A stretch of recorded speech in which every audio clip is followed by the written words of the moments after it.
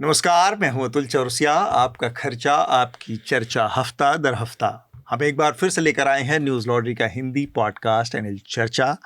आज चर्चा में हमारे साथ एक मेहमानों का खास पैनल है, उनसे मैं आपका परिचय करवाऊंगा। इसके अलावा जो विषय हैं उसके बारे में शार्दुल आपको जानकारी देंगे।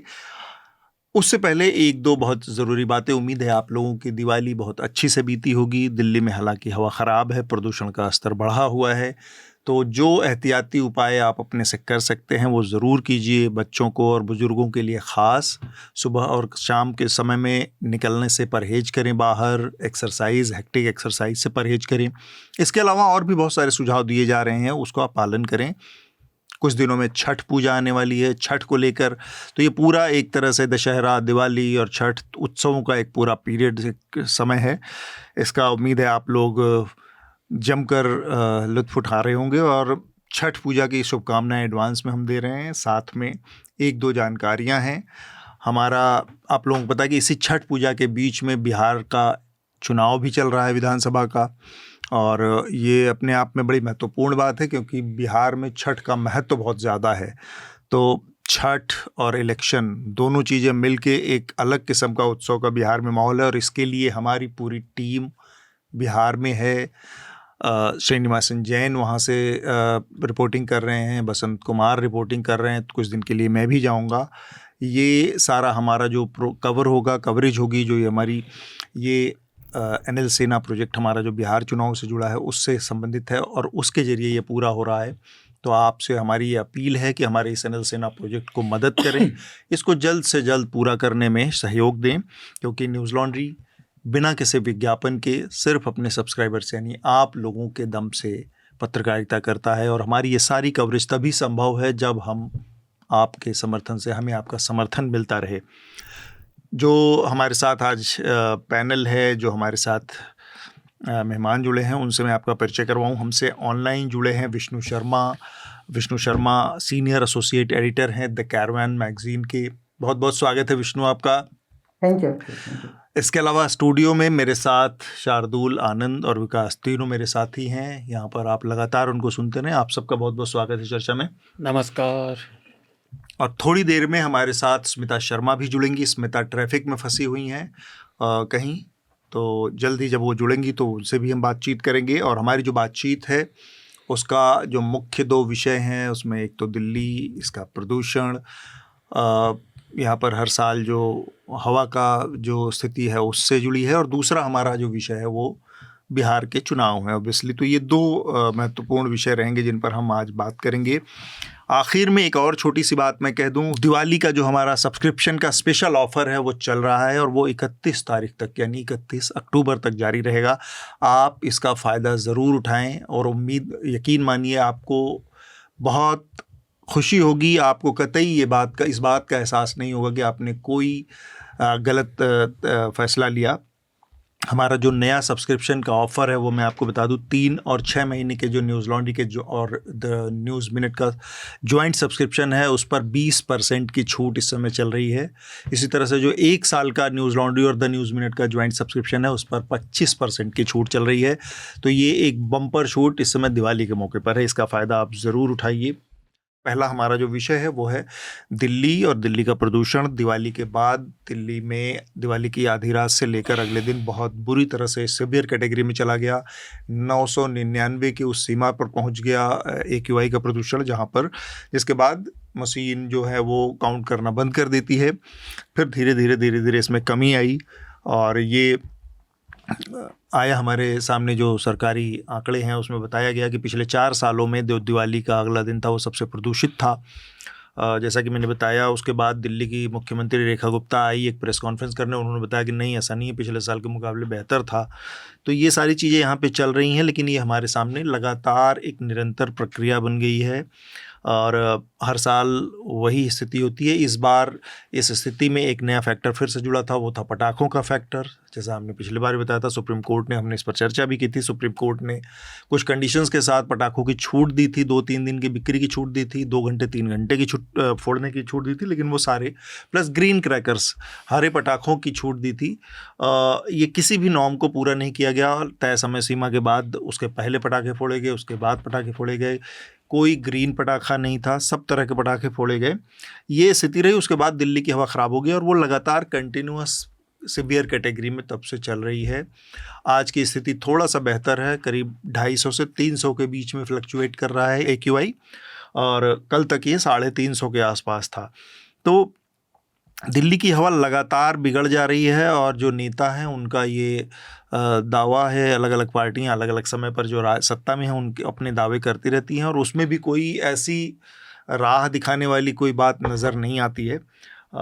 उसी तरह की लफाजियाँ हैं। अब एक नया प्रयोग यहाँ पर देखने को मिल रहा है, सुनने को मिल रहा है कि 29 तारीख को क्लाउड सीडिंग होगी, यानी कि कृत्रिम बारिश करवाई जाएगी दिल्ली में, ताकि इस समस्या से निपटने में। और उसका कल दिल्ली के मुख्यमंत्री का एक ट्वीट पर एक बयान आया था, और उसमें उन्होंने कहा था कि बुराड़ी के आसपास के किसी इलाके में उन्होंने प्रायोगिक चरण पूरा कर लिया है, उसका टेस्टिंग की है उन्होंने, और वो पूरी तरह से सफल रही है।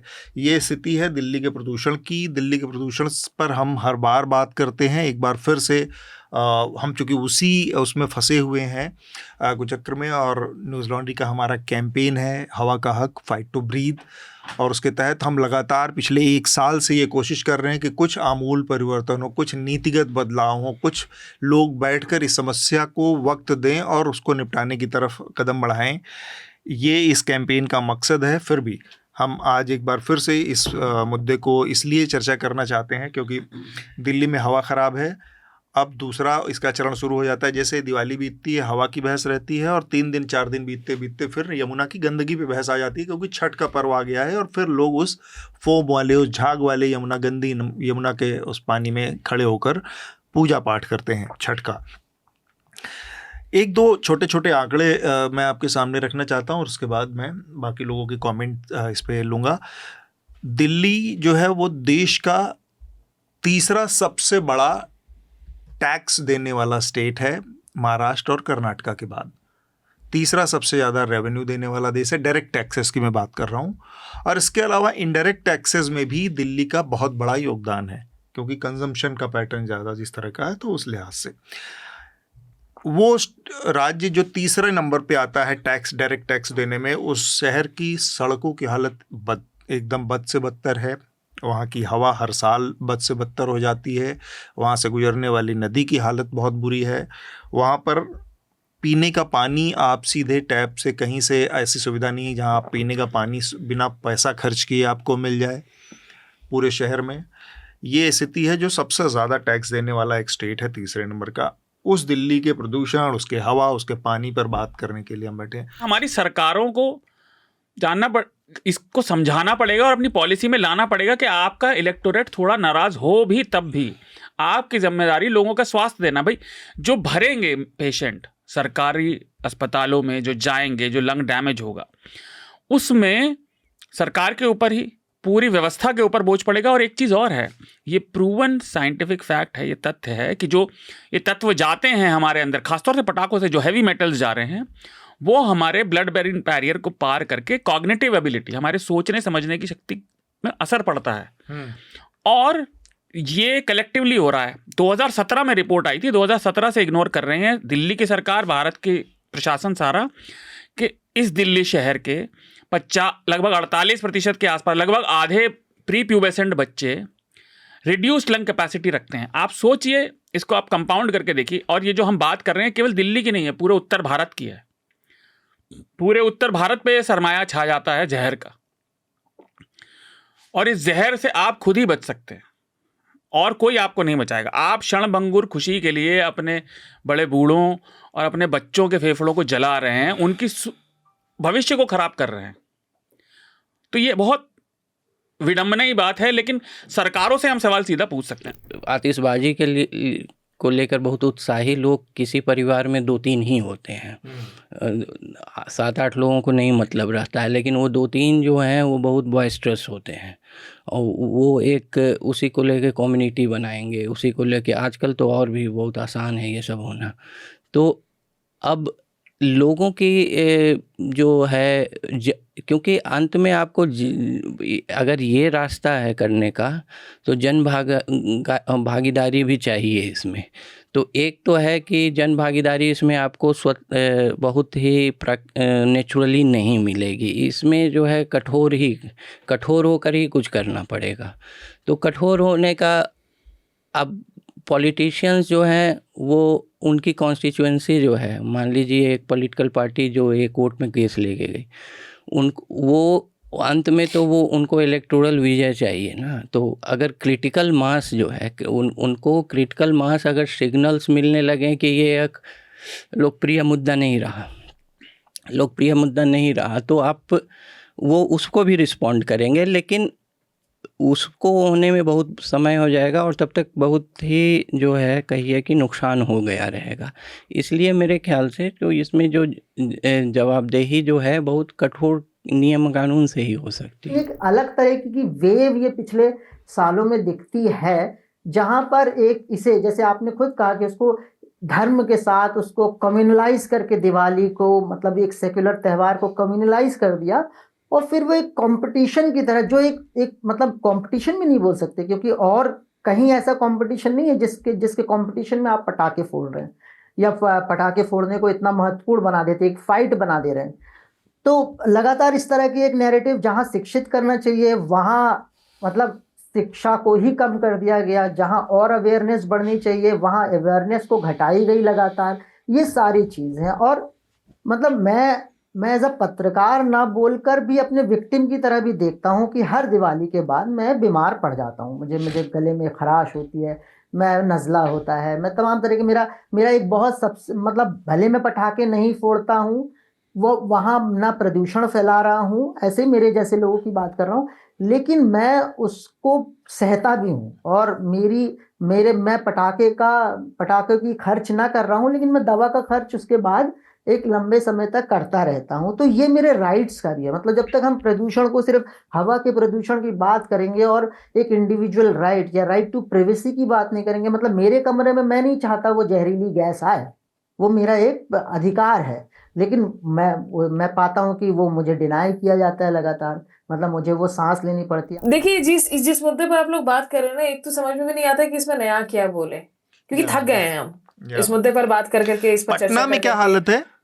पटना में मैं अभी AQI चेक कर रही थी जब आप लोग बात कर रहे थे, तो यहाँ जो AQI है इस वक्त ये है 130, मॉडरेटली पोल्यूटेड। पटना भी और दिल्ली में आपका ये 280 दिखा रहा है। हाँ। तो एक तो बहुत सालों बाद ये सब पहली दफा है कि दिवाली के बाद वाले दिन ना मैं खास रही हूँ ना आंखें जल रही हैं, क्योंकि पटना से मैं चली गई थी आसनसोल, मेरे होम टाउन, वहां जाकर दिवाली मनाई। पटाखे यहाँ पे भी फूटते हैं, यहाँ पे भी क्रैकर्स देर रात तक बजाई जाती हैं, लेकिन दिल्ली NCR का तो खैर मामला ही जो है वो बहुत अलग मामला हो गया है। आप लोग राजनीतिक पाखंड की बात कर रहे हैं, यहाँ तो कलेक्टिव डमनेस की अगर हम बात करें, जो इसे धार्मिक पूरी रेफरेंस दे देकर कि नहीं माइथोलॉजी में पटाखे जलाते थे, बिना पटाखे जलाए तो भाई ये हिंदू धर्म ही अधूरा है, हिंदुत्व जो है उस पर दाग लग जाएगी अगर आप पटाखे नहीं जलाएंगे।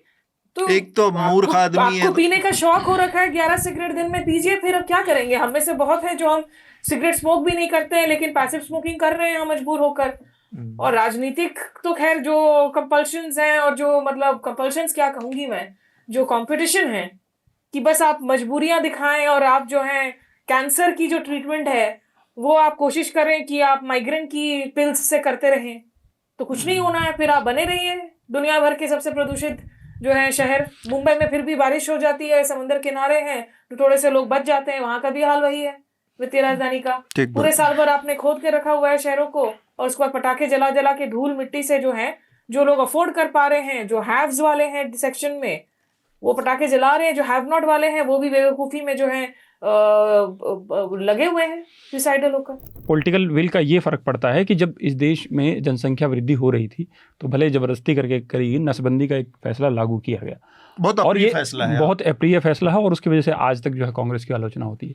मगर उसकी दूरदर्शिता ये थी कि आज जो है, आज तक हम कैंपेन चला रहे हैं कि हम दो हमारे दो, ये एक होता है। अगर पहले यही जो है जिस पार्टी की सरकार आज कह रही है और जिस पार्टी के समर्थन लोग आज कह रहे हैं कि हमारे तो धर्म से जुड़ा मामला है और धर्म में हस्तक्षेप है, यही लोग पहले जो है वो कह रहे थे कि साफ हवा तो हमारा अधिकार है, ये इस तरीके के कैंपेन चल रहे थे। और अब जो है वो कह रहे हैं कि धर्म में आ गया है। धर्म से मैं जब समझता हूँ तो दिवाली इसलिए मनाया जाता है कि भगवान राम को माना जाता है कि इस दिन वो अयोध्या वापस आ गए थे। एक कारण है ना, अनेक धार्मिक धर्म से जोड़ के अगर आप बात करें तो वो माना जाता है। तो मुझे समझ में आता है कि उस समय तक का बारूद का इजाद हो गया था, जो कह रहे हैं कि पटाखे जलाने जरूरी हैं। तो वही तो हम कह रहे हैं। हाँ, उस समय तक तो ऐसा नहीं हुआ था। उस समय तक तो ऐसा नहीं था। तो घी के दिए जलाए गए थे, और हालत ये है कि अब तो चाइनीज मोमबत्तियां जलाई जा रही हैं, घी के दिए की जले, और पटाखों से जो है अपना ही स्वास्थ्य का नुकसान किया जाता है। पटाखे भी चाइनीज है, वहीं गन पाउडर का इजाद चीन में ही हुआ था। वही पर मुझे एक चीज बस याद आ गई विकास की बात पे। विकास ने जिक्र कर दिया कि जनसंख्या वृद्धि को लेकर ये बातें, बड़ी बड़ी बातें कही जाती हैं। एक समय पे इसको लेकर हम दो हमारे दो जैसे नारे लगाए गए। इसमें इतना जबरदस्त विरोधाभास नहीं कर रहे। इसमें दो मुहापन या जो दोहरा रवैया है वो ऐसा उजागर होता है कि जिन लोगों की बात आप कर रहे थे वो एक साथ दो बातें कहेंगे।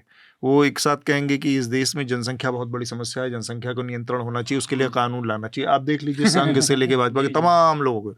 फिर लगे हाथ वो कहेंगे कि हिंदुओं को 4 बच्चे पैदा करना चाहिए, 5 बच्चे पैदा करना है, 3 बच्चे पैदा। ये दोनों बातें वो एक साथ कहते हैं, और उनके पास दशानन की तरह 10 मुख हैं। एक मुंह जनसंख्या बढ़ाने और मजे की बात यह है, ये 5 बच्चों की बात करने वाले अधिकतर लोगों की शादी नहीं हुई। और इन्होंने अपने जीवन में एक बच्चा नहीं पैदा किया। इनको पता नहीं है कि बच्चे पैदा करना कितना मुश्किल काम है। तो ये बात पालना उसको कितना मुश्किल है। इस मंच पर भी मैंने बार-बार कही है, जो बहुत समाज को बताते हैं ना अपना जिंदगी ऐसे जियो, इनकी शादी करा दो सबकी। 2 साल में पूछेंगे हम योगी जी से कि बेटा अब बताओ कैसे चलती है। जब कोई आएगा ना कहेगा कि आप यही ऑरेंज चोगा पहने रहते हैं, मेरी मम्मी ने भी ये सूट दिया, कभी इसे भी पहन लो। आप मुख्यमंत्री हो, रोज गोबर उठाने चल देते हो यार। तो है ना वो बिहार के वेरी ओन बिहारी आनंद हमारे साथ हैं, तो थोड़ा सा बिहार के बारे में हम लोग बातचीत भी करेंगे अब। और हम जो बात करने जा रहे हैं इलेक्शन में बिहार के, उसके बहुत सारे पहलू होंगे। हम में से बहुत सारे लोग अभी बिहार नहीं गए हैं, तो बहुत सारी बातें भी कहने की स्थिति में नहीं है कि नतीजों पर हम ऐसे भी बात नहीं करते। लेकिन 1-2 चीज़ें आई हैं, उस पर मैं खास बात करना चाह रहा हूँ कि अमित शाह ने ये कहा एक बयान में कि जब नतीजे आ जाएंगे उसके बाद हम मुख्यमंत्री के नाम का फैसला कर लेंगे। ये भारतीय जनता पार्टी एनडीए के अब तक की जो स्टेटेड पोजीशन थी उससे पूरी तरह से डिपार्चर है। यानी कि भारतीय जनता पार्टी के मन में कुछ तो है कि वो इलेक्शन के बाद, और उस चीज़ को, उस खतरे को समझते हुए बीजेपी ने उस पर कोई स्पष्टीकरण दोबारा नहीं दिया, लेकिन जेडीयू ने उसका बहुत खंडन पुरजोर शब्दों में किया। और जेडीयू ने ये बात कही है कि नहीं, नीतीश कुमार ही लीडर हैं और ये हैं। आनंद, आप कैसे इस पूरे बयान को देखते हैं? और व्यक्तिगत रूप से मैं कहूँ तो मुझे लगता है कि नीतीश कुमार की क्या राजनीतिक पारी जो है वो एक्चुअली ढलान के उस पे है, और उस पे इस चुनाव के नतीजे बहुत निर्णायक असर डालेंगे कि वो कहाँ खड़े होते हैं। देखिए, जो अमित शाह का बयान था वो चुनाव के बाद जो संभावनाएं हैं उसको खुला रखने के तरह का बयान था। इसमें यह भी नहीं था कि इससे इनकार किया जा रहा है कि नीतीश रह सकते हैं ये, लेकिन वो इस तरह का बयान था कि इनको पिच नहीं करना है। लेकिन यह भी है कि ये तेज़ी से बदल सकता है। ये तेज़ी से बदल सकता है राजनीतिक घटना चक्र से। अगर उनको लगता है कि इसका जो है पॉलिटिकल मैसेजिंग उनके पक्ष में नहीं जा रहा है, या नीतीश का जो भी क्रेडिबिलिटी है उससे ज़्यादा फ़ायदा हो सकता है फ़िलहाल गठबंधन को, तो वो अभी भी, क्योंकि उनके सबसे बड़े विरोधी गठबंधन में ही चिराग पासवान कल बोल रहे थे कि हम नीतीश के ही नेतृत्व में चुनाव लड़ रहे हैं, वही हमारे मुख्यमंत्री के उम्मीदवार हैं। तो जब सबसे बड़ा जो उनका विरोधी है उस घटक दल जो कि उस गठबंधन में उनका सबसे बड़ा विरोधी है, वो ऐसा कर सकता है, तो एक मैसेजिंग दूसरे तरह की है कि स्पष्ट ढंग से घोषित नहीं करो, लेकिन सभी संभावनाओं के लिए खुला रखो, दरवाजे खुले रखो। और जैसे मोमेंटम में इलेक्शन का जैसे बिल्ड होगा उस तरह की बयानबाजी करते रहो।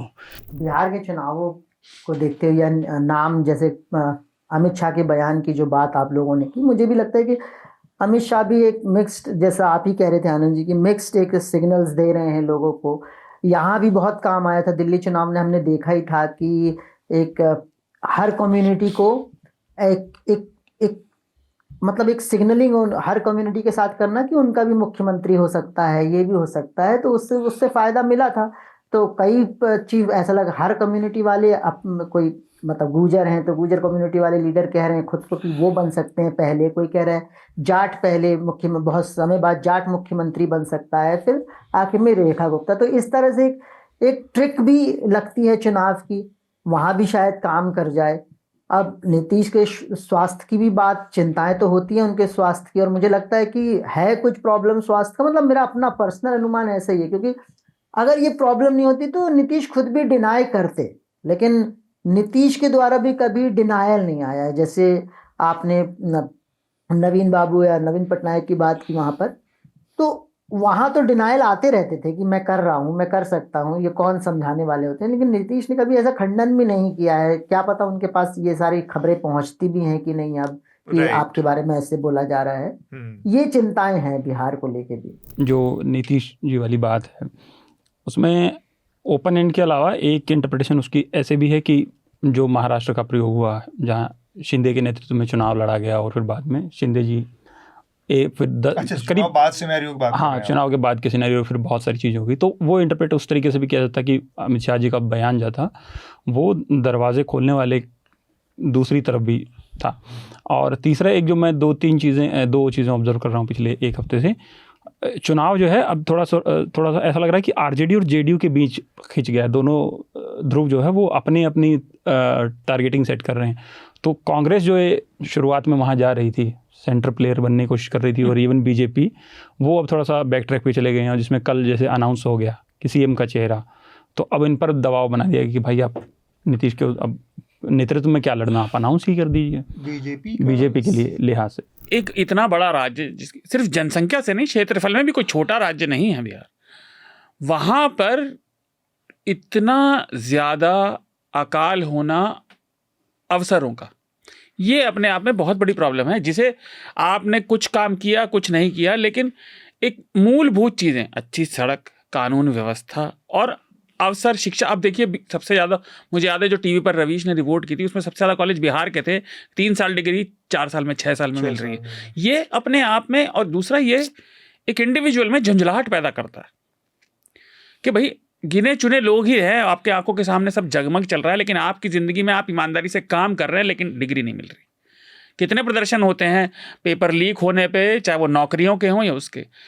ये अपने आप में एक टिंडर बॉक्स क्रिएट कर रहा है, इसका रिलीज होना ज़रूरी है। और स्टेटस को जो ईबीसी वाली बात की, जो नीतीश कुमार की राजनीति थी, जिन्होंने अपने कोटरी क्रिएट की वोट बैंक की, मिड में जो कहते हैं ना, बीच के उसमें खेलने वाले, ये स्टेटस को हमेशा मेंटेन नहीं रह सकता। ये वस्तुस्थिति को बदलना पड़ेगा। इसको आप कैसे छोड़ सकते हैं इतने सारे लोगों को अपने हालात पे? पूरे देश को मतलब नहीं है। ये नीतीश कुमार और भाजपा का जो खींचतान है, ये सिर्फ इस चुनाव का थोड़ी। आप पिछले चुनाव में देखिए, जो वो थे चिराग पासवान की पार्टी, केवल नीतीश के पिछो इन्होंने लगा दिए थे, उनके कंधे पर इन्होंने बंदूक रख के चलाई थी। बिल्कुल। तो नीतीश कुमार एक बहुत यूनिक कैरेक्टर है। उनके बारे में जब भी उनका राजनीतिक करियर, देखिए अंत तो सभी का आना, सब मानव है, जब भी उनका राजनीतिक करियर लिखा जाएगा, वो एक बड़े यूनिक कैरेक्टर हैं कि इतने लंबे साल तक वो उन्हें कोई इररिलेवेंट कर नहीं पाया, चाह के भी। मुफ्त में बस इतना ही। अगर आप पूरी चर्चा सुनना चाहते हैं तो न्यूज़ लॉन्ड्री को सब्सक्राइब कीजिए, और सबसे बेहतर तरीका यह है कि आप हमारे ऐप पर इस पॉडकास्ट को सुनें, और तमाम हमारे जो पॉडकास्ट हैं उसको हमारे ऐप पर सुनें। यह गूगल प्ले स्टोर और एप्पल स्टोर पर सब जगह उपलब्ध है। न्यूज़ लॉन्ड्री किसी भी तरह का विज्ञापन नहीं लेता, ना किसी राजनीतिक दल का, ना किसी सरकार का, ना किसी कॉरपोरेशन का। हम सिर्फ और सिर्फ कोशिश करते हैं कि पब्लिक इंटरेस्ट का जर्नलिज्म करें, पब्लिक जनहित की पत्रकारिता करें, और इसके लिए लोग इसमें इन्वेस्ट करें, लोग पत्रकारिता में निवेश करें। उसका तरीका है सब्सक्रिप्शन। तो सब्सक्रिप्शन के हमारे टैग पर जाइए, वहाँ पर अपनी मनचाही रकम पे कीजिए और न्यूज़ लॉन्ड्री का सब्सक्रिप्शन लीजिए और गर्व से कहिए, मेरे खर्च पर आज़ाद हैं खबरें।